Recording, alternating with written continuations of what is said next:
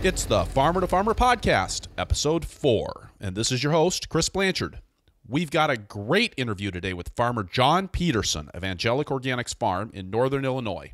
I'll let John get into the specifics, but let me give a little bit of an introduction by saying that John runs an amazing farm just outside of Rockford, marketing a tremendous number of CSA shares into the Chicago market. This episode focuses on weed control at Angelic Organics, which despite John's love for machinery really hinges on systems rather than a suite of fancy tools. We also delve into how Angelic Organics farms time in addition to land, and how biodynamics has influenced Farmer John's approach to farming.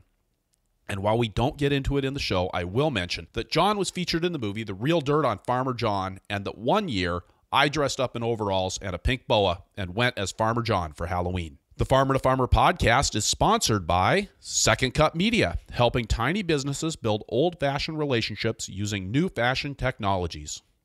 Farmer to Farmer podcast is also brought to you by Purple Pitchfork, providing tools and resources for farmers and food businesses to help them succeed in business, farming, and life. You can find and subscribe to the Farmer to Farmer podcast on iTunes and Stitcher, where your ratings and reviews are a critical part of moving our show up in the lists and the search results, which helps get the Farmer to Farmer podcast out to even more people.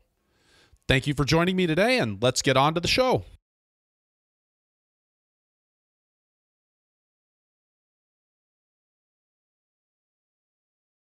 John, I've given our listeners a little bit of an overview, but I'd love to hear more about your farm in your own words and your history there. Yeah, so we have about 35 acres under production here, and then another 35 acres in cover crops. But for the broader story, I've been on this farm for my whole life. I'm 65 now. And it was in conventional agriculture, in traditional agriculture really, when I was growing up, dairy and poultry and hay and oats and corn. In fact, and this probably says a little bit more about me, in the granary and corn crib where we ground our feed for the cattle and the chickens, that's where I'm sitting right now. And it's been converted into office space. So I have a very strong feeling for what we created in the past and how to work with it and to take it into the future. So I've worked a lot on the buildings on the farmstead here. In fact, on our website, angelicorganics.com, excuse me, you can find a link called Metamorphosis of the Peterson Farmstead.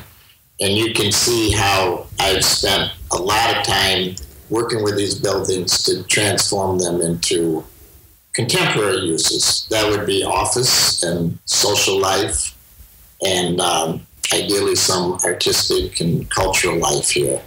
So the upstairs of the corn crib is a converted year-round loft, and a big part of the upstairs of our dairy barn is a loft where groups can meet. I think a farm needs to have a place where people can meet, because I think people are a really important part of the farm.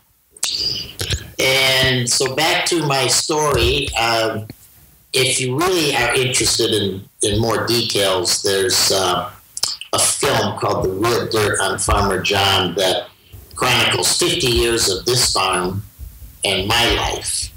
And you can get that on Amazon and I think Netflix. When we got out of dairy, I milked from when I was 9 to 19 or 20. And my dad died, and then we got out of dairy in the poultry, and I grain farmed, and I got into hogs and cattle and so forth. So I was quite conventional in my farming practices, but not that conventional here with the social life and the artistic activities. There are a lot of very interesting, creative people living on the farm during that time. And then the whole thing went down in the early 80s. But I'm bringing this up especially because I already had a kind of affinity for scale. I had been running 700 or 800 acres of land, corn and beans, and we were finishing 500 or 600 head of hogs out a year here, and sometimes some cattle. So when it all went down, And I had several years where I wasn't farming, really. I was growing a few vegetables for my mother's stand, but really I went into much more of a creative mode then because I had the time writing and performing. And when I came back to start the farm up again, that would have been about 1990. Like I say, I already had some affinity for scale, like equipment. I loved equipment and, just a lot of production. That sort of draws me, a lot of production. So now with these 35 acres, we have pretty close to 3,000 shareholders that we serve. Now, some of them are half share. So we pack out about 2,200 boxes a week during the season. And we're able to do that consistently. We're able to pack out full boxes of quality produce week after week. And I'd say that's because, well, once again, you might go, that's a lot of boxes. That's a lot of boxes. Yeah, but it's, like I say, it's just something, it's my affinity or my nature to want that kind of scale. And I sometimes say that businesses get big in order to get all the work done. Businesses aren't bad because they're big. They just have to differentiate in the different departments and be proceduralized and make everything happen that needs to happen. And so we've been able to do that in many parts of the farm more easily as we become bigger and then we become efficient. So, I guess that's probably enough backstory. So, here our market is mostly Chicago, which is about an hour and a half to 2 hours away, Chicago and suburbs, but we're getting more and more local people. We have about 150 people who pick up here at the farm now, and then in Rockford, which is 20 miles from here, we have maybe 150 shareholders. And I want to say too that, so we have some year-round staff here. I have a couple people in the office, and I have an assistant, and then my main facilities and machinery guy, Primo, or Jesus, has been here 24 years now, and he works pretty much year-round, and he has a couple people who help him. And one of those people has been with us for about 12 years, and they build and they maintain the facilities, and they maintain the equipment, and they run the equipment. And that's a really big part of how we're able to get so much done is they're very experienced, they're very good, they're very proactive. We have a couple of building projects going on here right now. The milk house attached to the main barn has been completely rebuilt, so we can have a interior staircase to the upstairs loft, which we call the community loft, and then they're pretty far along in building a heated farm repair shop, which we needed here for many years. But these guys just get the work done. I do not have to micromanage them. I do not have to look over their shoulders. So that's a really big element in how we're able to work on this scale. Well, and I think that's a really important point, John. And you and I have talked about this before. This element of having machinery that works. Having it so that when you go out to turn on a tractor, it starts, and that's the expectation. There's a policy in the machinery department, which is that the shop and the equipment are always ready for use. You don't get them ready when you need to use them. You don't clean up the shop when you need to use the shop. The shop is already clean, it's already organized, and the equipment is ready to go because when we got done with it the last time, any problems that it had are remedied then. They're remedied after the equipment is used. They're not remedied before the equipment is used. So we have quite a bit of old machinery But unless you actually have a mechanic who can really take care of it, like a system where you can really take care of it, it can be much more of a burden than an asset. But I have an onion harvester, and it's probably 40 or 50 years old. We have a potato harvester, and we have a Scott Miner carrot harvester. And these machines run pretty much like dreams, because after we're done with them, sometimes Primo or his assistant will just tear the whole machine down because there's some bearings that are going out and it's leaking or whatever. And that will be completely restored well in advance of the next season. So when we go out there, and it's interesting, like with an onion harvester, we go out there and harvest about 20,000 pounds of onions in half a day. Maybe something will break. We're not counting on that. I mean, we make a provision like, hey, maybe something will break. I mean, it's an old machine. But right. Usually it doesn't. Or if it does, it's a very minor thing. So usually we can just count on, we think it'll take a half day, maybe it'll take 3/4 a day to get our whole onion crop in. 10 tons or maybe 11, maybe 12 tons this year. It's probably 12 tons. Now, you can't just pick up a machine, an old onion harvester, and think that's the end of like your onion harvesting challenges. It's just that you take the challenges and you put them into that slot where you have the time, which is in between onion harvests. It's not during the onion harvest. So that's when you work on it. It's really different to think about the maintenance on the machinery as something you do after you use it rather than something you do before you use it. Yeah, well, we have a lot of machines here. There's probably over 100 if you include the machines in the wash area, the packing area. And right now, I'm just thinking, if you went out and you wanted to use one, you'd probably be ready to go. Wow. I love that feeling of preparedness. And I actually have that policy for all the buildings here, and it's not that easy to uphold. But I like every building to always be clean, every space, office space, the packing area. I want it all organized and orderly, always. So that's how I am. And that's not just because you're anal. That's because that's what makes your farm work. Well, sure, it makes the farm work, and it creates a feeling of order and of maybe I could say sovereignty, a feeling like this place reflects my values, and it's reminding me of what I stand for, which is order and beauty and the ability to get things done. Always to get things done on time. I think that's probably our biggest strength here, is being able to get things done on time. I think farming is farming time.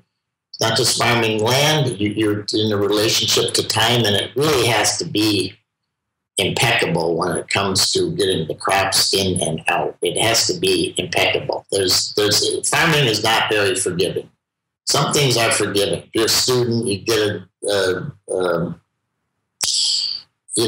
what do you call it, an extension on when you hand in your term paper. And there's all kinds of things in life, right, like in the world, where you can say, I'm not done. And you're like, oh, okay, that's fine, you're not done. But farming isn't like that. Just get it done on time. Yeah, so not a lot of forgiveness. I know we're going to talk a little bit about our weed management program here, and I'm very excited to talk about it. So unless there are any other questions you have about my background, Chris. Well, I actually think that what you're just saying right now about timing and timeliness and farming time, I think that's a perfect segue into weed control, because in my experience, two things in my experience. One is that the weeds are the number one challenge that I see for organic vegetable farmers. The consistent control of weeds is so important, and is something that so many people, I don't feel like, have really seen a good example of. And it's a place that causes all kinds of trickle down effects on the farm. When you don't control weeds, it creates a cascade of problems, and when you do control weeds, it creates a cascade that goes upwards. And And I do think it's all about timeliness. I mean, the weed control is one of those things, especially if you've got any kind of imperfect weather, which is pretty much the definition of the weather in the Midwest is imperfect. You're not able to wait until tomorrow to get the weeds done. And when it's time to get the weeds done, you have to turn on the tractor and you have to get out there and do it. Well, yeah, I have weed phobia. I don't want weeds on my farm, and I'm going to go into I'd call it a labyrinth of systems or methods that we use here to control the weed. Actually, if you were to come here, or our listeners were to come here, pretty much any time of the year when the crops are in, they wouldn't find many weeds. So I'm going to tell you why, and I don't want to sound boastful here. I think it's quite an extraordinary claim to say, well, we don't really have weeds, so weeds aren't really a problem on our farm. And but I'm going to tell you some of the approaches that we use so that weeds are not a problem on our farm. So one thing that I did, and like I say, I'm going to be going in a lot of different directions here. It might be a little bit hard to follow some of these things, but I want to create as much of the construct for weed control as I can. Now, we have half our land in cover crops, and that's 2 years in. That's clover and alfalfa and timothy, and I tried a little bit of tillage radishes in that mix. 2 years in, so that gives us, first of all, it gives us a different environment for the weeds, because the clover and the alfalfa will drown out a lot of weeds that would otherwise be growing in our vegetable crops during that time. But what I did was I divided our crops up into 3 types, and they're called light feeders, medium feeders, and heavy feeders, but they're really misnamed. That's not really what they are, and I just had to call them something, but I didn't know a term for them to divide them up for them to be divided according to how I was really dividing them, which has to do with their sensitivity or their tendency to be overwhelmed with weeds. So one of my 3 divisions here, which I call the light feeders, like I say, it's not the right name. What we do is we put in 4 fields of crops the first year that are easy to weed. And we have a no weed goes to seed policy in those 4 fields, and those 4 fields are spring broccoli, garlic, and the spring beets, onions, celery. They are all crops that we are done with by early August. And we know what's going to go into those fields the next year. And by the way, our fields are very consistent. And I'm going to say that we used to lay them all out with a tape measure. So the 9 beds wide, 6 feet per bed, 500 beds 500 feet long or 520 depending on, but generally we just say, let's just say 500 feet long. And we'd lay it out with a tape measure and we'd flag the beds, but we really couldn't stay out of the growing part of the beds. It didn't matter how fabulous our tractor operator was. We just simply couldn't. We'd veer into those growing parts of the beds a little bit, and it would cost us in yields, but also you had compaction then, and then you had problems with weeds. So we ended up about 3 years ago going to an RTK system, which is GPS that creates a grid to the inch. So we never drive on our beds, on the growing part of our beds. We're always driving on these tracks exactly located in between the beds.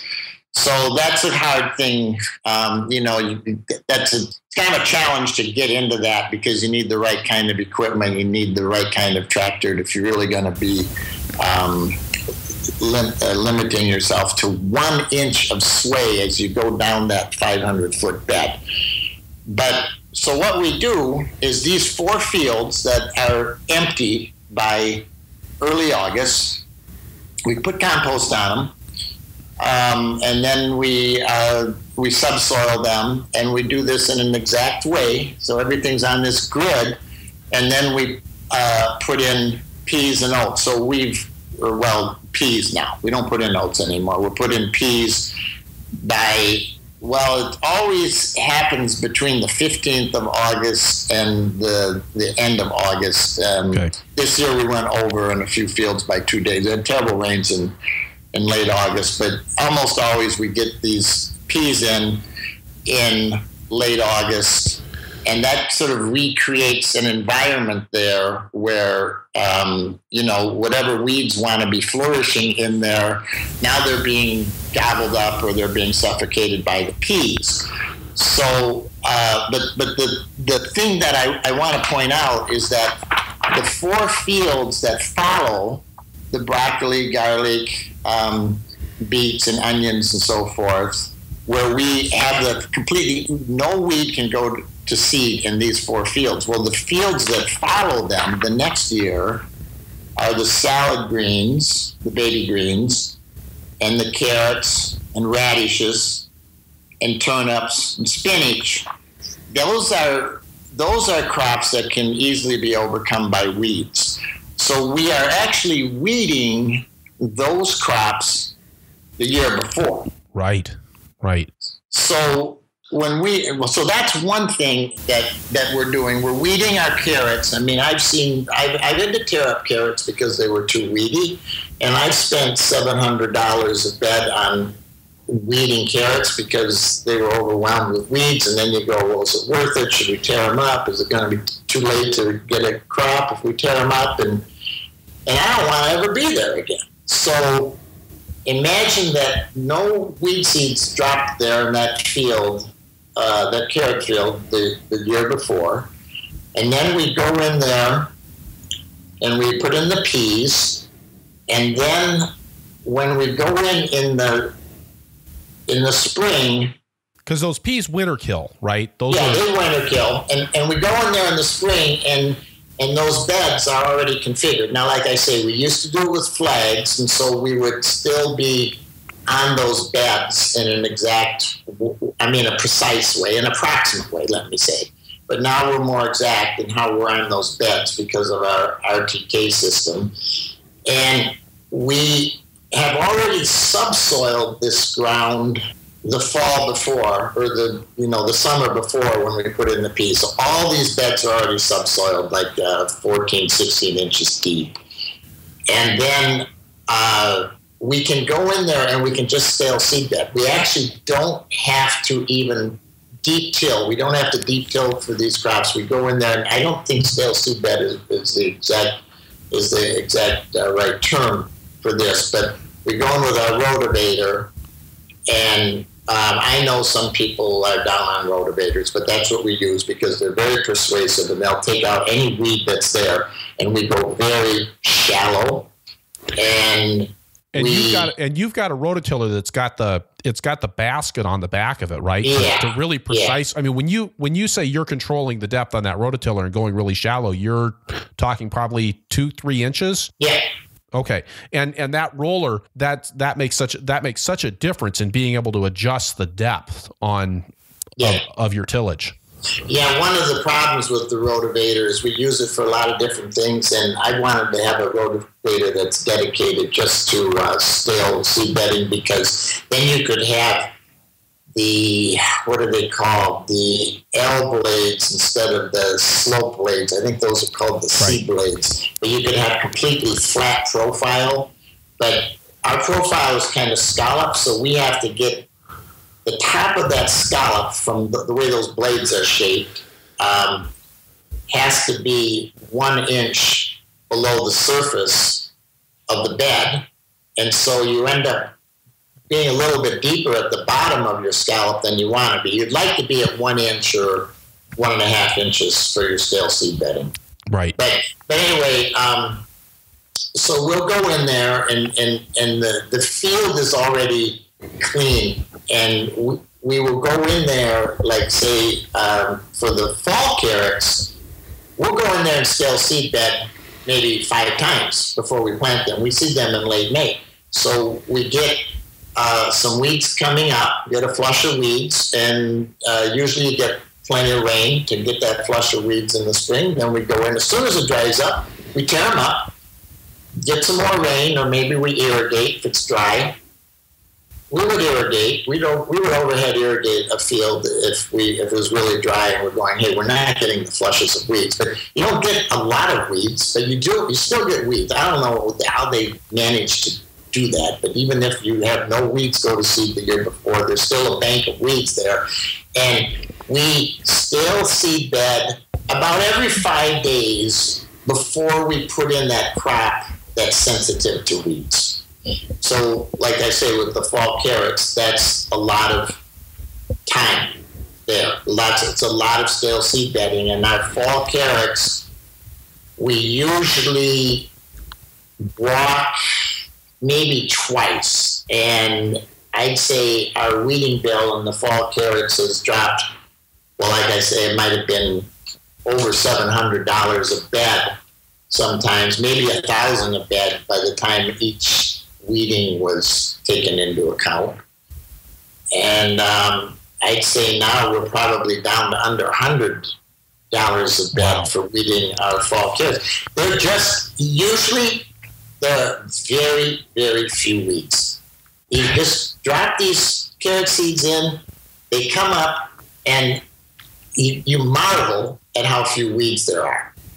So that's one way that we deal with the weeds. I also want to say that our subsoiler has very narrow points. And let me say about the subsoiler, it's a 3-shank subsoiler, and the rows are on 18 inches. So that's what our beds are. The growing part of our bed, the rows are 36 inches apart, but then you could have 3 rows at 18 inches apart. You can have 5 rows at 9 inches apart. That subsoiler, it doesn't have as much lift as I would like, but it doesn't turn the soil. You know, you can have subsoiling that's very aggressive, and you're bringing up things from down below up to the surface, and you're really disturbing the soil profile. But you don't want to do that with your weeds. You want to keep them and keep vanquishing them in the top few inches. Right. So that's another element. And I'm actually realizing now that if we really need to, we can go in and subsoil. I've been avoiding it for a long time, but we can go in the spring and subsoil because we're not going to disturb that upper profile very much. But really, in early spring, the ground, we have a clay ground, and we don't like to till it very deep because it can dry up on the surface, can dry out the top 2 or 3 inches and be pretty slimy underneath that. But so you can just work with the top 2 or 3 inches, then you're not generating a colony of weeds. And also you can do that because in our case we have the RTK, and so we're not compacting the soil because we're just staying in our wheel tracks. So, and John, and part of why, I mean, you're talking about making, I forget how many passes you said you might be making to flush the weeds on your fall carrots. But if you're talking going through every 5 to 7 days, I mean, you're through there and through there and through there before you get those carrots planted. Part of why you're able to rototill that so much without really destroying the soil is because you've had this 2 years of soil building happening, right? When you had the cover crops in there. This is not something you'd really want to do if you were just growing carrots on carrots on carrots without having that building of your soil biology in between. Oh, it'd probably be too destructive. Yeah. I want to say that we've tried other methods. We've tried a time weeder for the stale seed. Our ground doesn't, it's too prone to caking and crusting, And so that tine weeder wouldn't pull out any weeds that had much of a start. And then we've tried a basket weeder, but our soil won't really work with a basket weeder except right when it's in a narrow time frame of a few hours in between being too wet and being too dry. And so you can't design your operation around that little time frame. I mean, there's so many crops that we're continually direct seeding. We use the rotavator. And now I'm going to talk about a few other things here that are very pertinent to weed control. But that's one thing. Now, those fields that are really sensitive to weeds, that can be easily overwhelmed by weeds, that group of fields called the light feeders are in the closest view. They're the easiest to see from the farmstead. I can see them along our driveway. We have a quarter-mile driveway down the farmstead. I live with my lovely wife, Heidi, at the other end of the driveway in a old limestone schoolhouse. But anyway, between the farmstead and that schoolhouse are these fields where we have the policy that no weeds can go to seed. And so that's part of the strategy, is have those fields that are the most critical from a weeding standpoint as visible, as embedded in your consciousness as possible. So when you walk from, say, the one barn to the office or whatever, and you gaze out at these fields, and you will see if weeds are becoming a problem. They're just there and very present. And so that's another part of that strategy. And I'm going to tell you several more things now. So my guys, Primo and Pollo, that's the names they go by. It's Jesus and Eduardo. They don't like weeds either. And they will go out in the field. So we have a G cultivator. It's a very simple little cultivator. We don't mess around that much with the tine spacings. We go down the bed. So it's a shovel cultivator, but the shovels are very narrow, but they do the job. We go down the bed one way, hugging it to the right. We come back, hugging it to the left, because all these different crops, they have so many different profiles, so we don't try to adjust the shovels so precisely every time and then do 3 beds and then go to another crop with another profile. But really, I almost never tell them to go cultivate because they're already doing it. I come down in the morning, they're already out there doing it. Now, when do we do it? Well, we usually do it before we see any weeds. We think that if we see the weeds, it's kind of late to be cultivating. You see that little blush of little film of green there? That's a little bit late. By our standards, cultivate before you see the weeds. Now, there are people who think that's crazy, especially these people who haven't been around farming much and weeds much. I mean, we've even had people here who have said, why would you pull these weeds when they're so little? Why don't you pull them when they really start to become a threat? Then you'd really be right. Getting something done. Like they should be at least 5 inches tall. And no, that's not how we do things. And then, so they'll go out and they'll cultivate, but I have many, many, many different shovel cultivators. So we have the G, and then we have a cultivator just for our wheel tracks because they get very compacted, and I don't want to wrestle with wheel track cultivating when we're doing this fine work of controlling weeds in the row. And so we have a great shovel cultivator that just weeds wheel tracks, and every so often, every week or 10 days, we'll go out and get all the weeds out of our wheel tracks with that cultivator. And then we have a 1-row for our squash. We have a 2-row rear mounted. We have a camera that sits on the back of the tractor so we can actually see how we're doing so we don't have to turn around and look behind us. I'm not crazy about rear mount cultivators, but when you have a camera, it helps. And when you have the GPS, it helps because you're much more consistent in where you are in relation to those rows. We have a 3-row rear mount cultivator. And then we have a, what's that called? A Reggie weeder. Is that what it's called? Yeah, one of those ones that you have somebody riding on it, and it's got the little spinning baskets that are down on the ground. Yeah, and we call it the power wiggle hole. And 2 people sit there, and then one person runs the tractor, and you can have people running that thing a half a day, and they don't really get tired. And so it's not like being out there with a hoe. And that weeder will do 3 rows. It does a great job on crops that are spaced a foot or more apart.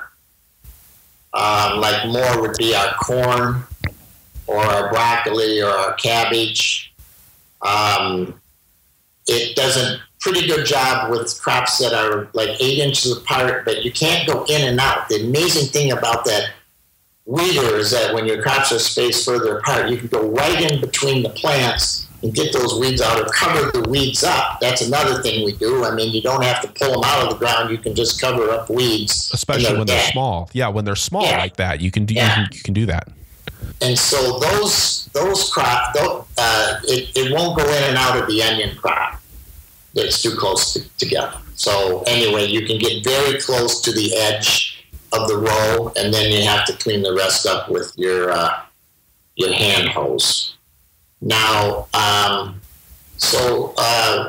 couple other things that we do. Sometimes we'll do the scales, or not the scale seed bedding. I think it's called blind cultivating. It's like with a rotary hoe or tine weeder on the back of the implement, and it won't take out the deeply rooted plants, which ideally is your crops, but it will take out the shallow rooted weeds that are just coming along. And that can take out 85 or 90% of the weeds that are right inside your row, right in the lineup of your row. But the problem is we use soil blocks, and those soil blocks are they're too resistant. They're not malleable. They're not pliable. And they're pretty big. They've got a large profile at the top of the soil too. Yeah. Yeah, and you can pull them out. So we don't use that very much, even though I really love that because I used to use the rotary hoe a lot. I love rotary hoes and the tine weeder, but we don't really use it very much, and we don't actually need to because we have all these other systems in place. So I want to say a few other things. So we have. John, let me interrupt you for a quick word from our sponsors. We'll be right back to the interview. The Farmer to Farmer podcast is sponsored by Second Cup Media, a website design and marketing firm run by Christy Waits and Tom Ponick. They've worked in the technology field for nearly 20 years and love sharing their knowledge and expertise with tiny business owners, including farmers. Their business operates on 2 fundamental principles, simple plus personal. A key part of building a tiny business in today's big world is knowing how to cultivate strong and lasting relationships with customers and understanding the value of a good conversation. Building a tiny business isn't all about balance sheets and bookkeeping. It's about keeping people engaged long enough for that second cup. The world is changing, the economy is changing, businesses are changing, but most importantly, people are changing.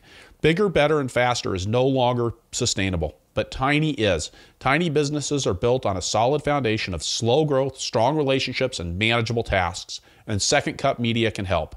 www.secondcupmedia.com. The Farmer to Farmer podcast is also brought to you by Purple Pitchfork, where Chris Blanchard, that's me, draws on over 25 years in the organic farming business to provide down-to-earth solutions to the real challenges faced by farmers, food businesses, and nonprofit organizations. I've provided help to beginning and experienced farmers around North America with business planning, individual farm assessments, marketing strategies, management training, packing house design, and ongoing individual and team coaching. With experience on farms from 1/2 to 100 acres, I bring the knowledge and approaches you need to improve your farm, your business, and your life. I don't promise easy, and I don't promise that you'll always like what you hear, but I do have a record of creating real results on real farms. www.purplepitchfork.com. These other two sections that we have, again, they really are designed very much around their weed natures or their weed susceptibility natures. So we have one section where half the fields are in plastic. Well, we'll go in and weed the holes around the crops once or twice so we don't have weeds growing in those holes. And then we mow in between those beds of plastic. So we have a nice carpet of green there that we can put our crates on or put our tomatoes on when we're, when we're harvesting the tomatoes. Right. So that works out well for us. The plastic, of course, that's a very clear-cut way to control the weeds. And then what follows those crops of plastic, and by the way, notice, I didn't want to say, we have a whole quadrant dedicated to plastic or plastic culture. The term just jars me, so we just call that the medium feeders. But what follows them in the circuit is the squash and the brassicas, the fall brassicas, the broccoli and the Brussels sprouts and cauliflower and cabbage.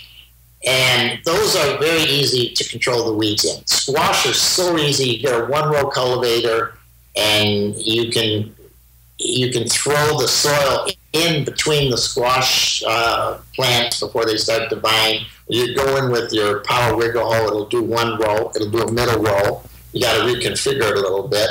But we do almost zero hand hoeing in we have 4 fields of squash. We almost never touch them with a hand hoe, and we're able to have them almost immaculate, almost impeccably clean with just these 2 systems, the power wiggle hoe and then the G cultivator. Some cultivator will set up for 1 row.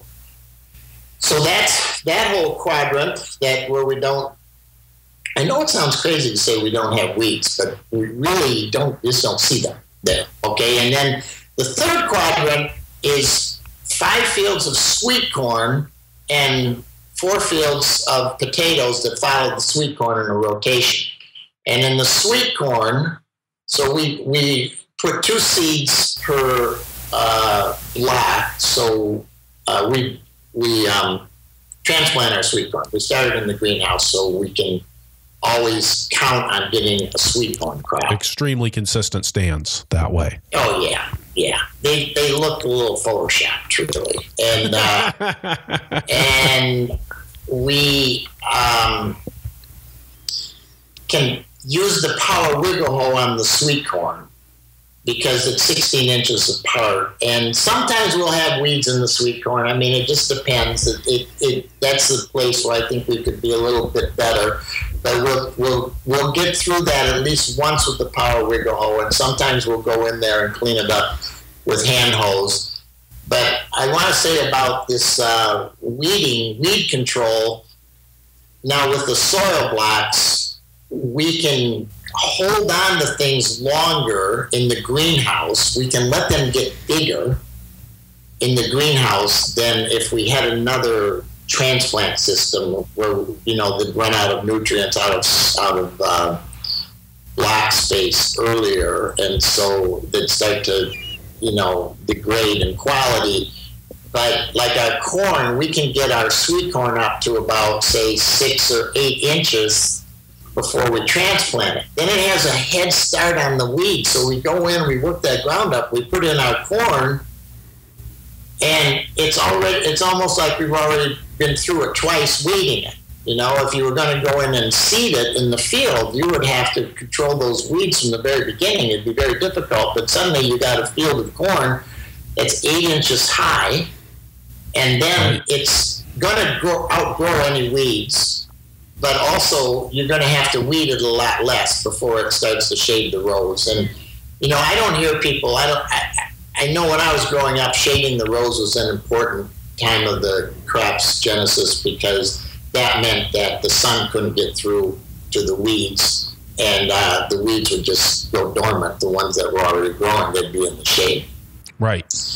And there's another thing I want to bring up here. I don't know if I've ever met anyone on this farm who's ever heard the term lay-by. Are you familiar with the term lay-by, Chris? I'm not. Yeah, it just means your last cultivation. And so when I was little, that was a term that the family used, that the other farm families used. So it's in lay-by. Okay, this is the lay-by cultivation. It's the last one.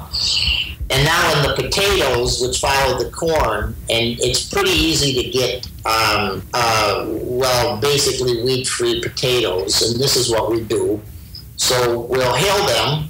I mean, they're hilled when we plant them with our John Deere 2.0 planter. So they're hilled. And then we wait until they're just breaking through, and then the potato vines or plants are just breaking through on the surface, and then we throw another big hill over the top of that. You just bury the potatoes. Yes, they're just starting to emerge. We bury them, and it covers up all the weeds that are growing in those hills. They're done. That flush of weeds is done. And then we wait till they poke through again, and then we go through with the tine weeder. And what we do when we put on that hill over the first hill that we make and bury all the weeds, we make it very, very high. Like try to get it 3 inches above the hill we've already made, but it's hard to do that. And we have a disc hiller that does this, and we go through and loosen the soil up first with 2.0 cultivator, and then we throw this loose soil up over the hill. And then when those potatoes start to peek through this taller hill, we go through with our tine weeder, and we knock down the top of that hill.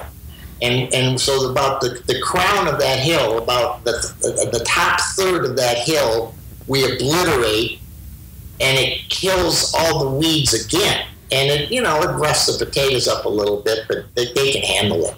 And so you have a second very effective weeding on the crown of that hill, and then we go through with the hiller again, and we throw dirt on the sides. We can no longer get up over the top of the hill, but we can throw it up on the sides of the hill where the tine weeder didn't reach. And so that's another mechanical cultivation that is really, really thorough. And if you do all of these things at the right time, you will have hardly any hand weeding to do. You might have to go through it once. It's pretty fast.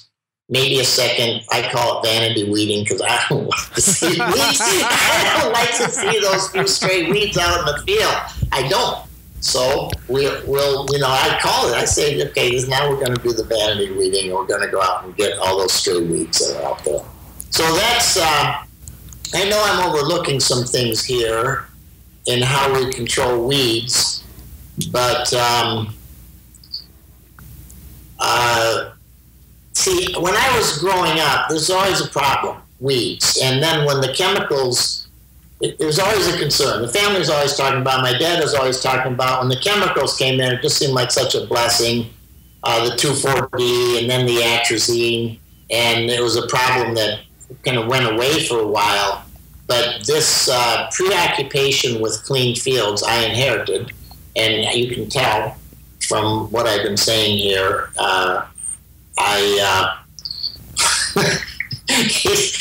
I'm preoccupied with it. But the thing is, you can be preoccupied with preventing the weeds, or you can be preoccupied with all the damage the weeds are doing. You choose. Like, you're going to put a lot of energy into one or the other. You're either going to put a lot of energy into being proactive and eliminating the weeds, or you're going to put a lot of energy into apologizing to your shareholders because your box isn't very plentiful, or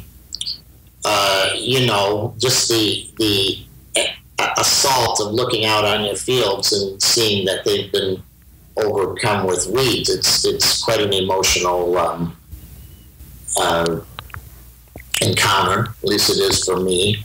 So one way or the other, the weeds are going to be impacting your life. Either you have them, impacts your life one way; you don't have them, that impacts your life another way. I think it's interesting when you talk about this, John, because it's really clear that just doing the job isn't enough when it comes to the weed control. You talk about cultivating up one side and down the other of a row, and a lot of times when I work with beginning farmers, they'll say things like, well, I weeded that, we cultivated that, and it's like, no, the weeds are still there, and I'm not even just talking about beginning farmers. I mean, I had a very experienced farm that I was working with, and yeah, they would send their crew out to weed, and you'd look at what they had done, and they had done exactly what you said. They'd pulled all the 5-inch weeds, but they left all the 1-inch weeds. It's like, and it's like there's something missing. There's some sort of a disconnect there, because it's not just about going out in the field and waving your hoe around in the air, or going out and driving down the row. But you talk about that importance of getting that precision, getting things right, and doing whatever it takes to get it right on your farm. You've got a couple of specialized pieces of equipment that you're using to do this. You've got the Reggie weeder, although I think that's a pretty common tool. You've got the navigation system, the GPS system. That's something that I don't see a lot of vegetable farmers using. In fact, I'm not sure that I've heard of anybody else using that. But you're not looking at a bunch of really special cultivators. You're not looking at a bunch of silver bullet solutions to your weed control here. It really is just a matter of you guys are getting out and getting the weed control done. It's funny, yeah. I look at these highly specialized weeding systems. I can't afford them, but there are some astounding ones out there that are laser guided. It's about being ready. It's about having the people to have. Okay, so look at what has to happen here. You got to have people who can run this equipment, can go out there and weed the 2 rows or the 3 rows or the 1 row. We're not really set up to do 5 rows. We do have things in 5 rows, but like usually our beds are clean. So we don't, if we have something in 5 rows, it won't be engulfed in weeds. There might be some weeds we might just handle it. But I'm thinking now too, so the equipment has to be ready to go. You got to have the people who can run the equipment. They need to have that incentive they don't want weeds. They'll just go out there. So you have a lot of things working together in the area of preparation and process. I want to say a couple other things about the weed control. So because we have our fields 2 years in vegetables and then 2 years in cover crops, we get ready for spring with pretty much all of our fields the fall before or the summer before, because we tear up our alfalfa and clover, we put on the compost with subsoil, and then we put in the peas. But those fields are ready to go in the spring. They're just ready. If we have to maybe rotivate, but if it's too wet to subsoil, say the tomato beds, they're already laid out exactly for next year. All the corn fields, all the fields that are going into sweet corn, every bed is laid out. All the compost is put on. The peas were planted. And so I like to think that we do a lot of our spring work the summer and fall before that spring.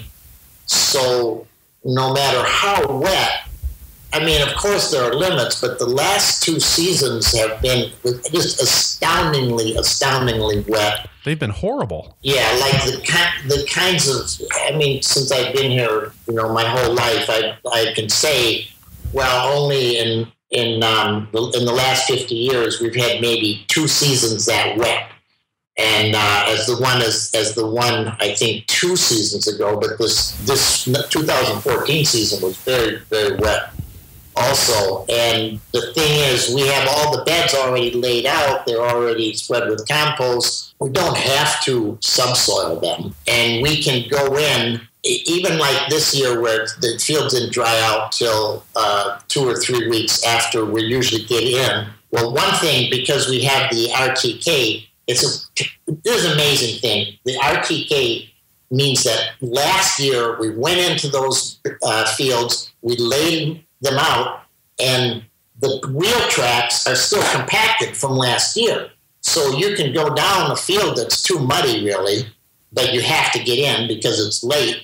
but you're exactly situated on those wheel tracks where you're not compacting the bed, and those wheel tracks are holding up your tractor. And if you get off that, I said this spring, I said, let's just go into that bed a little bit and see what happens. Just see how soft that growing part of the bed is compared to this wheel track that was laid down last fall. The tractor would just sink. It suddenly go from being held up by the wheel track to being like 6 or 7 inches in that growing part of the bed. So wow. the point, I know this is an amazing thing. So when we went to RTK, which is very expensive to do, and you got to have a tractor with a cab, you got to have your console protected from the weather, and the more modern tractors, it's the only modern tractor I've ever bought, but I thought I should do it because I had an eye to this RTK because it takes a lot of time to lay out all these fields with flags, and then you don't do it exactly right anyway, and you can't line up on the flags exactly right. So I just thought that was a leap we should take. And I would imagine that every year in increased yields, because of increased timeliness and also because the yields are better because we're not driving on the growing part of the bed at all, that our yields have increased by 3 to 5%. So each year, that increase in yields basically pays for the system every single year. So it was a tremendous payoff. And so anyway, my point is that when we have these fields all ready to go, and you can say it's a luxury to have that much land so you can have half of it out of production. In a lot of ways, it's a luxury, but I consider it a necessity because you can do so much of your spring work in August the year before. It's a busy time. You got to have the people who can go out and do it, and I do because I've got my guys just dedicated to the machinery and facilities. And then you're ready for really, really, really wet springs. And we had completely full boxes for our first share delivery. That would be usually around the 10th or 12th of June, both seasons. That was when we planned to start, and that's when we started. And it's because we had already done so much of that work ahead of time. It's because we had the RTK and we had fields that we could drive down when they were really... See, fields that are too wet to work, I understand that, but a lot of that has to do with compaction. Right. And if you're not compacting it, you have another problem, which is you're working up soil wet, and it's a little weird to do that, but you're not really compacting it. You're not compressing it. And the other thing that we do here is that when the surface of our beds is wet and we need to get in, we'll go in there first with a tine weeder or maybe a chisel plow or maybe the rotavator, and we will just skim it. We will just go down the tiniest little bit into that soil, and so it breaks up that sheen of moisture that's on the top that's preventing it from dry, and suddenly you have vastly more surface space exposed to the wind in the air, and you can get that top 3 inches to dry out quite fast if you can just break up that film of moisture that sits on top of the bed. So, and again, you can do that because you've got the wheel tracks, right? This is all dependent on having those wheel tracks. Yeah, and it's a way, and like I say, you don't have to have RTK to do this. You can flag your beds. You can pretty much, because I don't want it to seem like this is only available, these systems, to someone who has RTK. It's just flagging the beds. You're still going to have your, be basically where your wheels are. You're just going to deviate a little more than you'd like. But you got to be very, very precise about where your beds are. I mean, years ago before RTK, we did all this prior work, this work the year before. I call it spring work. The summer before. And then, I say we're weeding our carrots the year before. So all of this is about, preparation and knowing what's coming. But we would do it all. It's just we would do it with flags. And so we just couldn't do it as precisely. Well, and you must have had good tractor operators too. I mean, you're talking about a 500-foot row and having a tolerance of a couple of inches when you're driving down that road towards that flag. You must be. That's not just everybody that can get on the tractor and do that. You know, I've driven tractors since I was 9, and Primo here has driven tractors since he was. Well, he came here when he was about 20, so he's over 20 years now. Maybe he was 17 or 18 when he came. And neither of us could do it or we were satisfied with it. We would, especially if you have a little bit of a slope or there's a little bit of a contour in the bed. Our fields are fairly flat, but there's a little bit of slope on them. And if you have that, it creates a kind of a curve that you follow. It's very mysterious. So we just weren't satisfied. We would get off by 3 inches off of those wheel tracks, maybe, or maybe even by 4 inches sometimes. It just would happen. And no matter how much we were going to absolutely decided to be impeccable, we couldn't do it. So now we do it. We don't even have our hands on the steering wheel now. Put our hand on the steering wheel, it'll throw the thing off. Steers itself. That's kind of crazy. And it's interesting to me, John, because it's not the way we would usually think about a biodynamic farm running. You know, we haven't talked a lot about the biodynamic nature of Angelic Organics, but it's not. Usually when we think biodynamics, it's a lot of small scale. It's very hands on. I'm just curious if that's something that you felt like you needed to reconcile. Steiner is the person who got biodynamics going, and if you go further outside of biodynamics into Steiner's work, you will encounter this you'd say a polarity. And on the one side, you have it's called the luciferic forces. It's very much about emotions, things like jealousy and pride, and or maybe covetousness. And on the other side, you have something that's not that recognized as let's say a dark force, that'd be Ahrimanic. And Ahrimanic would be the machinery, it'd be the computers, it would be, let's just say things. I'm simplifying here, but I'm going somewhere. Intellectualism, or dry professorial content.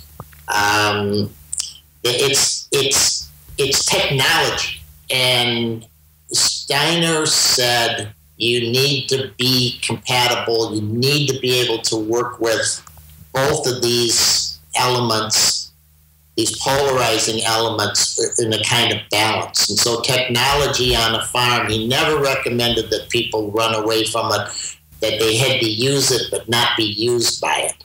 And so we already have tremendous technology. I'm a big fan of technology. I have a weakness for it. I love the equipment. I love it. It just really inspires me. And I realize it's technology, and it's cold, and it's it can kind of take the warmth out of the relationship to the farm in a certain way.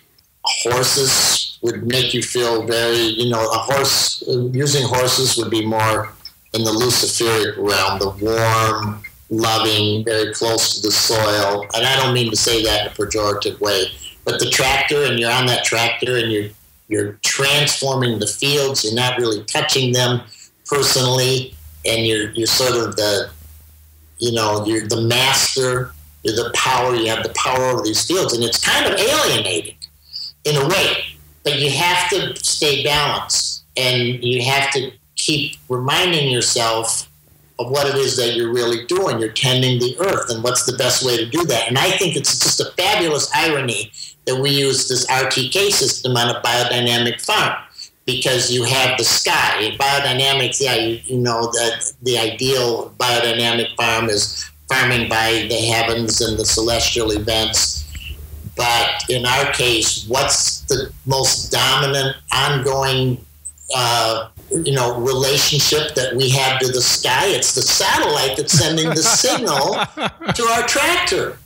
and then it's triangulated. So there's another transmitter right here on our coolers. So and then you have better soil, you have better crops, you're more bountiful, you're but you're using this very high-end technology, and I just think we have to be aware of what we're doing. We have to enter into the really clear picture of what we're doing and not get carried away. I mean, there are people who come here and they hate the technology and they're really offended by it. But unless you harness it in a certain way, in a responsible way, and you will be consumed. It's like your weeds. You're going to be, unless you can get the work done somehow and you got to pay everybody. You got to keep the buildings up. You got to build new things. You got to replace the equipment. You got to live yourself. Everybody else who works here has to live. And how do you make that happen? And if you lean too far towards, the human is the most fabulous element on the farm, let's just do as much of this work as we possibly can with human beings, it's not going to work. You have to harness the technology to take care of the human beings who are working on the farm. But you don't want it to get so far in the other direction that, it's completely mechanized and it's like a machine. So thanks for bringing that up. Well, I think it's a really, it touches on a really important issue, this idea of why we get into farming and what it is that we're accomplishing when we're out there and how we want to feel when we're doing it. And I think one of the things that I find so interesting about Angelic Organics, and I had the opportunity to visit your farm. You weren't actually there in 2009 and spent a day with your farm manager at the time. And it was, everything about the farm, you get this sense that there's a level of thought and care and intention that goes into not just the action, but the systems that support the action on the farm.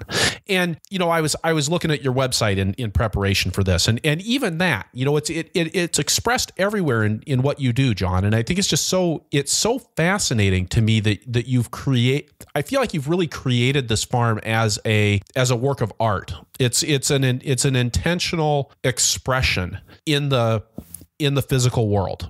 And I just, it almost gives me shivers when I think about it, because I think it really does get at the best of farming when you're doing that. Not to puff you up too much here. You're gonna have to get a bigger hat or something, but well, thank you. It really does touch on those things that to me is really what it's all about. No, that's beautiful to hear, Chris, and thanks for noticing and acknowledging that. And I have certainly poured myself into this place. I think people, I want people to experience beauty and order, and I want people to feel uplifted by their encounter with this farm, in the fields and in the buildings. And I just think that we can elevate humans and ennoble humans by creating environments where they will feel nurtured and hopefully inspired. And it's a process. I mean, I have a lot of areas on this farm that I need to clean up. I can't stand going into a messy closet. And, there's a lot of facilities here. There's like a dozen or 13 buildings, and to keep it all in check and to keep it all, in order. And then when you get into the systems and to keep all of them in order and keep accountabilities in place, it's a tremendous process. And I certainly haven't arrived at a point where I feel comfortable with it, even though I know there are a lot of places here, there are many places here that I feel are complete or that are adequate, but I need, and I guess it's not just that I want to convey something to others who visit or who work here about loveliness and order and but I need it myself when I go into a room. I want to feel that it's complete and it's ready to be used. I always want that feeling so that I feel like I'm in charge of what I'm up to instead of it's in charge of me. So, but I appreciate it because it's not just in the fields, it's not just in the systems or the equipment, but we try to bring these standards to the buildings and, how they're painted and how they, where the windows are placed and how we're illuminating them with natural light and the views outside the windows. And we try to bring attention to all of these things. And it's a big challenge because there's, money's a problem, time's a problem, and you're always trying to juggle all these things to get the best result. So, John, I've really enjoyed hearing about your farm and about the work that you're doing there. So thank you so much for your time. Listeners, if you don't already know this, you can find links to the things that we've mentioned in today's episodes by going to farmertofarmerpodcast.com and searching for Peterson. So it's Peterson, Peterson. And you'll find the links to some of the machinery that John's mentioned. You'll find a link to Angelic Organics' website, which is just angelicorganics.com. But, John talks about these buildings and the window placement and the colors. And it really is it's a fantastic website. I will say it's my favorite farm website. Do take time to go and look at that. And again, we'll capture all this information, as much of this information as we can in the show notes and the links for you. So, John, thank you so much for being so generous and with your time and your expertise and your experience. This has really been great. Thank you very much. Well, yeah, let me say, I love talking about weed management. I love it. So it's a big opportunity for me. Maybe sometime we can talk about our fertility program because it's another part of the farm that excites me very much. And last thing I want to say is that I'm really lucky.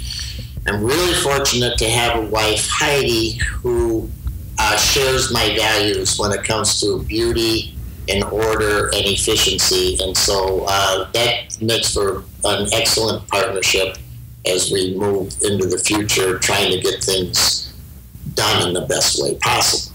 Tremendous harmony there. Thank you, John. Thank you, everybody, for joining me for this show today. Again, you can find links from this show and more notes at farmertofarmerpodcast.com. Just search on the website, right on the homepage. You can search for Peterson. You can subscribe to this show on iTunes, Stitcher, or the podcast app of your choice to get new episodes as soon as they're released. And please take the time to leave a rating or review when you're there. It does really make a difference in how many people this show can reach. You can find us on Facebook at Purple Pitchfork. You can sign up for my newsletter, The Flying Rutabaga, at farmertofarmerpodcast.com or at purplepitchfork.com. Thank you so much for being a part of our show, and we'll see you next week. Until then, keep the tractor running.